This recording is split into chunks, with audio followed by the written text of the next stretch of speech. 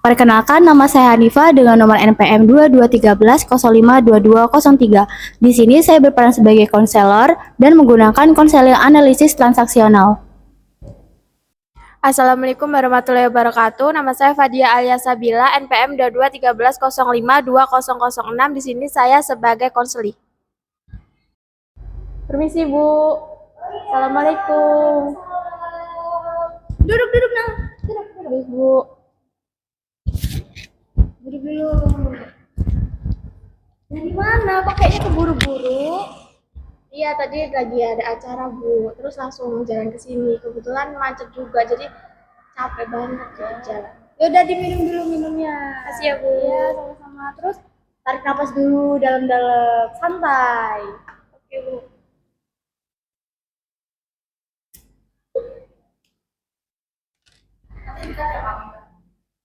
Sudah minumnya? Sudah, Bu. Terima kasih ya. Ya, sama-sama. Udah mulai rileks belum? Sudah, Bu.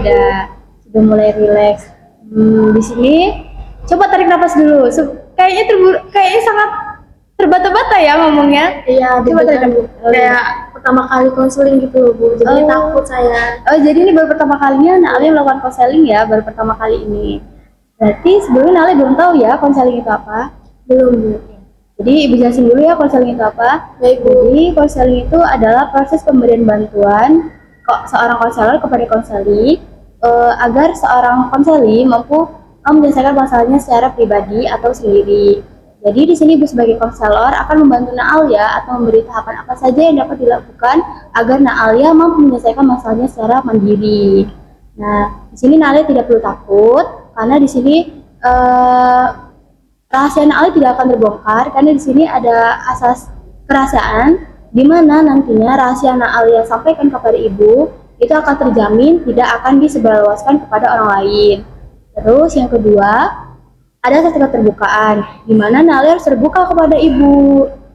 Masalah apa yang Naalia sampaikan kepada Ibu tidak perlu takut dan Naalia harus terbuka kepada Ibu agar Ibu juga bisa tahu masalah apa yang sedang Naalia rasakan, sehingga nantinya Ibu akan membantu caranya bagaimana untuk menyelesaikan masalahnya Naalia.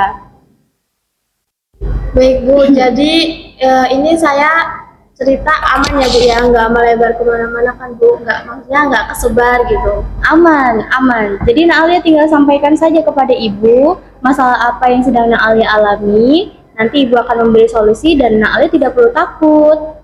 Seperti takut ngomong sama seorang konselor, takutnya nanti rahasianya bakal disebarin kemana-mana lagi. Nggak perlu takut.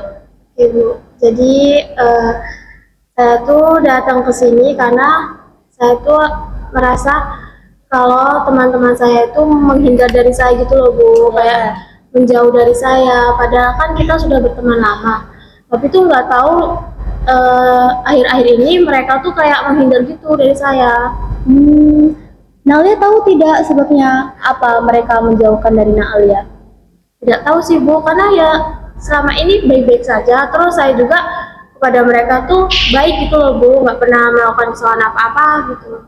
Sebelumnya Naalia pernah berkomunikasi terakhir kepada teman Naalia kapan? Kemarin sih, Bu, ya biasa aja gitu, kayak main. Tapi itu anehnya yang saya rasa kan biasanya kalau kita kan apa sih kayak ngerumpi gitu ya, Bu ya. Nah itu tuh enjoy aja. Nah kemarin tuh waktu saya mau nimbrung gitu ya, Bu, saya tuh kayak nggak dianggap gitu sama mereka. Padahal kan saya nggak ngakuin kesalahan apa-apa gitu sama mereka. Naalia pernah nggak sih bertanya kepada temen? Belum pernah nanya ya sama temennya? Belum, Bu, belum pernah nanya.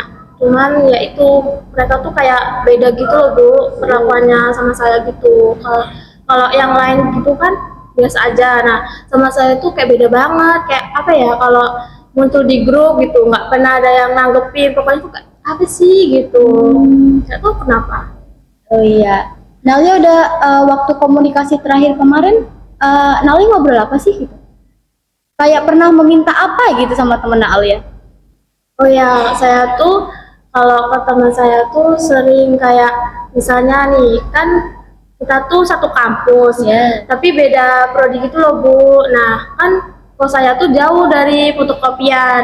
Nah saya tuh sering kayak minta perinan gitu, maksudnya saya minta kepada mereka untuk ngeprint tugas saya gitu. Tapi kan saya selalu ngasih imbalan ke mereka, jadi ya nggak tahu kenapa mereka kayak menjauh gitu sama saya. Oh, Ibu mau tanya, keseharian Alia di rumah itu sebagai anak ngapain sih di rumah? Ya biasa gitu sih Bu, tapi kan saya kan anak pertama ya Bu. Ya. Nah saya tuh sama orang tua saya kalau saya minta apa-apa gitu selalu diturutin gitu.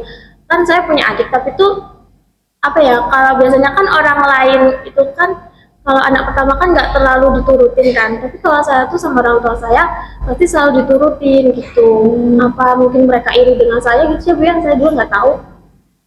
Yang maksud Alia bilang iri itu gimana ya? Ibu kurang paham sama yang dibilang iri itu gimana?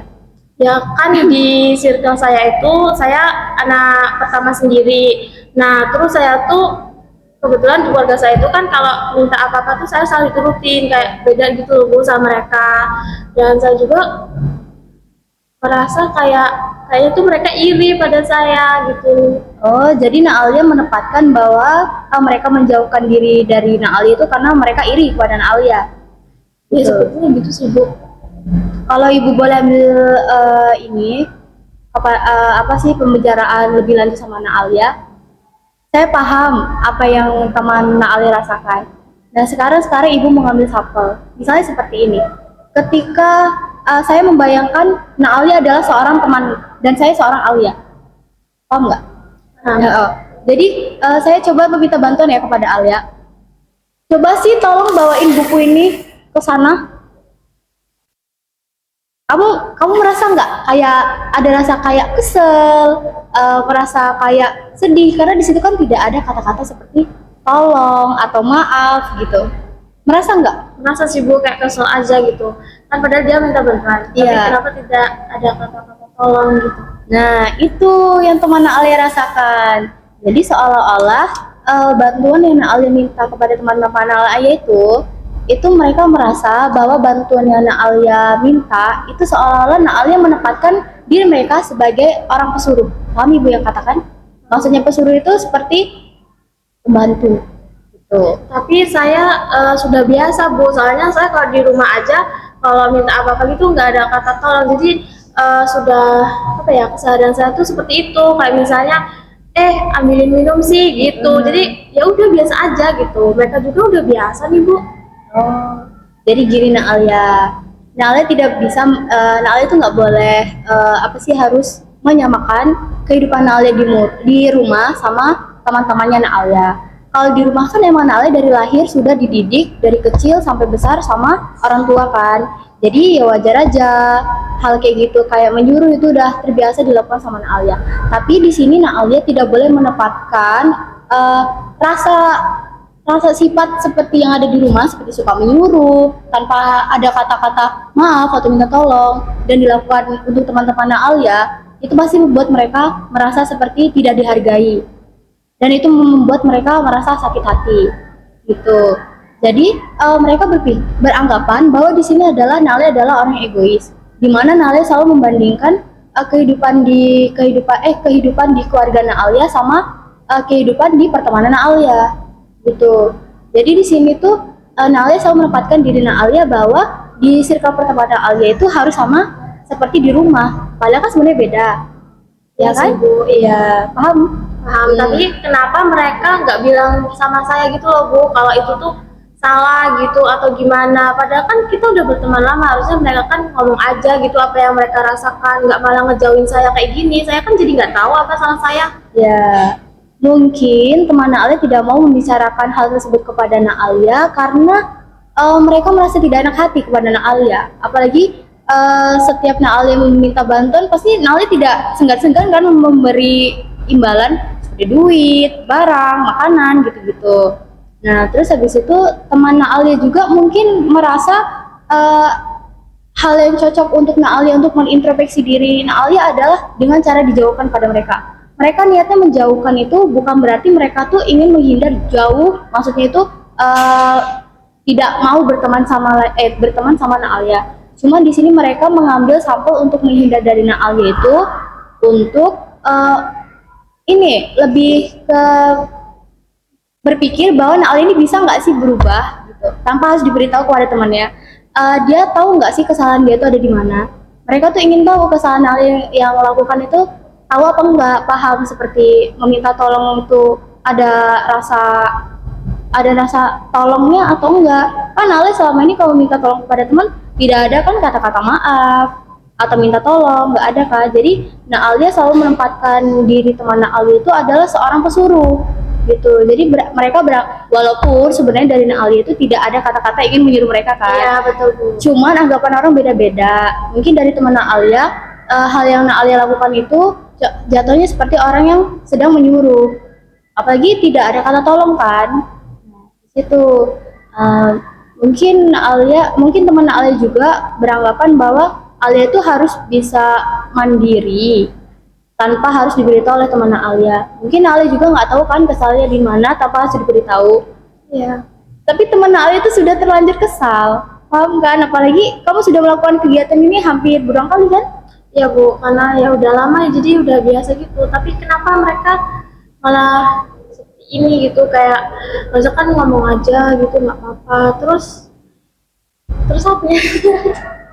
Karena di sini Naalia merasa egois kepada teman-teman Naalia, sehingga Naalia selalu menempatkan diri Naalia itu seperti ya udah kayak aku tuh seperti di rumah gitu loh, jadi aku seenaknya aja sama teman-teman aku ya kayak biasa gitu, kayak kelakuan aku di rumah gitu. Nah itu mungkin yang membuat mereka itu pengen menghindar dari Naalia gitu. Terus ini saya harus gimana ya Bu, agar apa ya, pertemanan saya itu kayak semula lagi gitu, bebek aja gitu. Solusinya itu gimana? Yang pertama, Naalia bisa mendiskusikan itu kepada teman-teman Naalia. Untuk mendiskusikannya itu yaitu Naalia mencoba untuk berkomunikasi lagi kepada teman-teman Naalia untuk berbicara bahwa Naalia itu udah tahu kesalahan Naalia itu ada di mana gitu. Nah dari situ Naalia bisa tahu kan teman-teman Naalia itu sebenarnya kalau mereka benar-benar merasa masih sayang sama Naalia, pasti Naalia bakal introspeksi diri. Kayak kesalahan aku tuh ada di sini, jadi aku harus ada inisiatif dong untuk minta maaf sendiri gitu. Walaupun yang pertama menjauhkan diri itu adalah teman-teman Naalia dari kamu sendiri kan. Iya. Di sini kan udah tahu salahnya di mana, tapi ibu tidak menyudut pandangkan mana yang salah. Nah, jadi di sini mereka menjauhkan Naalia itu yaitu untuk mengasah Naalia sendiri, paham nggak sih Alia ini kesalahannya ada di mana gitu. Kalau misalnya dia paham, berarti dia bakal ini dong minta maaf ke kita gitu. Nah sekarang saatnya Naalia untuk mencoba berbicara kepada teman Naalia, kepada teman Alia, seperti memberitahu bahwa saya paham kalau saya salahnya di situ. Saya sangat minta maaf ya kalau misalnya saya udah terlalu kelewatan sampai situ. Aku juga nggak paham kalau misalnya hal tersebut bakal menyakiti hati teman-teman saya.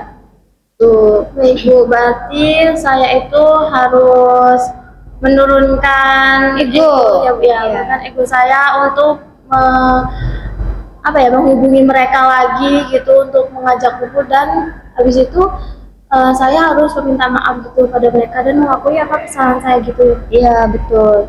Terus setelah ibu pikirkan dengan Naalia yang barusan Naalia sampaikan, Naalia ini mengalami ego stage parent, di mana Alia memiliki sifat yang egois kepada teman-teman, seperti selalu memerintah itu tidak ada kata-kata minta tolong ya, seperti guys tolong ya, minta tolong prinin makalah aku nih, kebetulan aku bawanya kesiangan jadi aku nggak bisa ngeprint, atau kata-kata maaf setelah melakukan segala sesuatunya. Jadi kan Naalia tidak ada tuh kata-kata dari situ.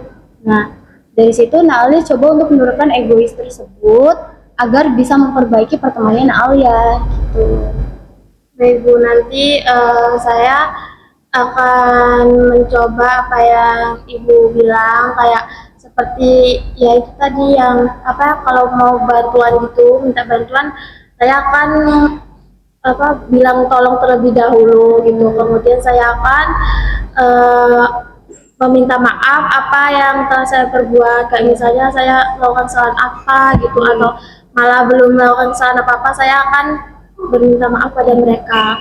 Nah kan tadi ibu sudah memberikan itu. Nah sekarang ibu mau lihat gimana sih cara Naalia mencontohkan yang barusan ibu bilang, kata-kata seperti maaf dan tolong ya, gitu. Jadi biar itu menjadi kebiasaan untuk Naalia gitu, dan itu tidak bakal terulang lagi. Contohnya kayak gini ya Bu, kayak misalnya, tolong dong printin makalahku, soalnya besok pagi dikumpul, terus maaf banget, aku minta tolong sama kalian, karena aku tadi pulang kampus itu langsung pulang, karena buru-buru gitu. Iya, betul. Kayak gitu contohnya. Nah, ke contoh yang barusan Ibu kasih ke Naalia kan barusan Naalia contohin. Nah, itu harus Naalia contohin ke kehidupan Naalia sehari-harinya. Jadi Naalia tuh harus membiasakan diri untuk selalu meminta pertolongan orang atau meminta maaf kepada orang ketika melakukan kesalahan. Itu coba untuk eh, terlebih dahulu memberi kata tolong sehingga teman Naalia tidak merasa sehingga teman Naalia itu tidak beranggapan bahwa Naalia itu menyuruh mereka itu sebagai labu. Kan mereka pasti beranggapannya bahwa Alia itu tidak merasa berpikir ke situ kan. Iya, Bu. Jadi dari situ mereka paham sebagai teman harus bagaimana caranya. Cuman mereka itu mencari cara untuk menghindari Naalia agar Naalia itu paham kesalahan Naalia yang Naalia lakukan itu sudah lewat batas. Jadi itu membuat mereka untuk menghindari Naalia dulu, dan biar Naalia juga introspeksi diri kesalahan Naalia itu udah seberapa gitu, dan kamu juga harus tahu mencari kesalahannya itu ada di mana, dan terus cara menyelesaikannya itu harus bagaimana gitu. Tuh. Baik Bu, nanti saya akan mencoba memperbaiki perilaku saya gitu pada mereka, dan ya mungkin nanti setelah ini saya akan menghubungi mereka dan mengajak mereka berkumpul. Kemudian saya akan mengakui kesalahan saya atas perilaku saya yang tidak mengenakan menurut mereka, bagi mereka gitu. Iya, bagus. Nah, nantinya setelah Nalik keluar dari sini juga, saya akan memberi modul atau video cuplikan orang dari konseling yang telah dilakukan. Jadi di situ Nalik bisa lihat gimana sih cara mereka bisa menghadapi pertemanan yang gini, walaupun di keluarganya dia adalah seperti anak yang diratukan gitu. Jadi kamu harus menjaga sikap kamu lah pokoknya. Kalau tidak boleh membandingkan ketika kamu di rumah dan ketika kamu bersama teman. Kalau di rumah itu sudah menjadi kebiasaan sehari-hari kamu seperti itu. Cuman kamu tidak boleh membandingkan hal tersebut sama seperti kamu di rumah. Seperti kamu bersama teman-teman kamu. Karena keluarga kan adalah orang pertama, dan kamu juga kan udah dari kecil dirawat mereka. Iya. Sementara teman itu baru bertemu, belum yang benar-benar dari kecil sama-sama kan. Iya, Gitu. betul. Iya, jadi ada teman yang mana memahami kondisi, ada juga teman yang belum memahami kondisi karena kan namanya juga baru pertama kenal gitu. Jadi mungkin hal tersebut tuh sensitif buat mereka. Jadi mereka tuh pengen Naalia melakukan sebuah meminta tolong itu dengan rasa ya Naalia benar-benar merasakan benar-benar pengen minta tolong gitu loh. Jadi di situ mereka juga kan nggak merasa kayak terbebani untuk dimintain tolong, karena kan di situ kan ada kata-kata tolong dong gitu, maaf ya gitu-gitu. Jadi mereka juga paham. Cuman kalau dari Naalia sendiri tidak menyebutkan kata tolong atau maaf, mereka beranggapan bahwa kok dia ini seenaknya ya gitu kan, teman pasti berpikir seperti itu kan. Iya. Kok dia ini seenaknya ya menyuruh-nyuruh orang tanpa ada kata-kata tolong atau maaf gitu. Jadi di sini Naalia coba untuk menurunkan egoisnya Naalia sendiri, introspeksi dirinya Naalia sendiri. Introspeksi diri itu seperti Naalia mengintrospeksi diri kayak kekurangan Naalia di mana gitu. Naalia juga harus tahu kalau kesalahan itu datang dari Naalia sendiri, dan Naalia udah tahu kan kesalahan itu harus diselesaikan bagaimana, dan cara yang barusan Ibu kasih mudah-mudahan bisa membantu Naalia untuk menyelesaikan masalah tersebut. Amin. Iya, terima kasih ya Bu sebelumnya atas saran dan solusinya. Iya, Ibu juga berterima kasih banyak kepada Nak Alia karena hari ini sudah mau menjadi seorang konseling untuk yang Ibu konseli. Mudah-mudahan tahapan yang barusan Ibu beri kepada Nak Alia bisa bermanfaat untuk Nak Alia. Apakah ada yang mau ditanya lagi, Nak Alia? Sudah cukup sih Bu. Aku rasa sudah semuanya sudah keluar unek-uneknya, masalahnya sudah. Unek-uneknya udah keluar. Jadi ini udah rileks ini rasanya. Sudah Bu. Udah. Terus sekarang pas waktu udah keluar waktu udah cerita gimana rasanya? Jadul banget, jangan ngelawak loh. Gimana? Oh iya, jadi apa rasanya? Ya lega sih Bu, kayak oh jadi tuh selama ini tuh perilaku saya ke mereka itu salah, terus saya tuh sangat egois dan ya sangat pentingnya kata tolong saat meminta bantuan kepada orang lain gitu. Mudah-mudahan Nak Ali bisa menerapkan kehidupan ini, menerapkan perilaku ini di kehidupan Nak Alia. Karena kenapa? Ini bakal penting untuk masa depannya Nak Alia untuk selanjutnya. Untuk sekarang kan hanya teman SMA. Kan setelah naik tahun, pasti Nak Alia juga bertambah kan, gitu. Jadi hal-hal kayak gitu juga harus diterapin dari sekarang. Sekarang aja masih di dunia pertemanan SMA. Nanti kalau udah masuk kerja udah beda lagi. Kalau kamu nggak ada kata-kata kayak gitu, bisa-bisa dipecat tuh kayak mana? Nggak mau kan? Iya. Jadi di sini Nak Alia harus benar-benar melatih rasa empatinya Nak Alia dan kurangi rasa egonya Nak Alia. Dan di sini Nak Alia tidak boleh menempatkan dirinya Alia ketika berada di rumah dan di lingkungan. Karena di rumah itu adalah keluarga yang tahu sikap, sifat, dan perilakunya Nak Alia. Cuman kalau di luar kan belum ada yang tahu sikap, sifatnya Nak Alia itu seperti apa. Jadi Nak Alia di sini harus membiasakan diri untuk melatih diri agar kata-kata tolong atau maaf itu tidak pudar. Jadi bisa diterapi kehidupan sehari-harinya ya. Baik Bu, nanti saya akan mencoba memperbaiki diri dan menerapkan itu semua. Ya, kalau masih ada yang mengganjal, boleh dipertanyakan lagi sama Ibu. Jangan sungkan-sungkan. Udah sih Bu, mungkin nanti kalau misalnya ada yang kurang tepat apa gimana gitu, nanti saya balik lagi sama Ibu, nanti saya berkonsul lagi kepada Ibu dan meminta sarannya dan ya solusinya. Pokoknya nanti setelah pulang ini, Nak Alia harus nerapin kehidupannya Nak Alia seperti minta tolong itu. Dan tadi kan kamu udah bilang untuk berkomunikasi lagi sama temannya. Iya, Bu. Kamu sayang kan sama temennya? Sayang dong Bu, sayang banget man. Makanya dari itu, abis pulang nanti coba kamu kompromi dulu sama teman-teman kamu, coba berkomunikasi ulang. Kamu sudah mengetahui kesalahannya di mana. Semoga teman-teman kamu juga mengerti apa yang kamu sampaikan. Apakah sudah cukup? Sudah Bu, baik, terima kasih ya Bu. Kebetulan saya juga ini ada kelas gitu. Iya boleh. Kalau misalnya nanti merasa kurang lega atau bakal ingin melakukan konseling lagi, boleh datang. Iya, Tidak Bu. perlu sungkan-sungkan sama Ibu. Datang-datang saja. Udah ya Bu, Iya. mau lanjut kelas soalnya. Udah. Hati-hati ya, Makasih jangan ya, Bu. Bu. Iya.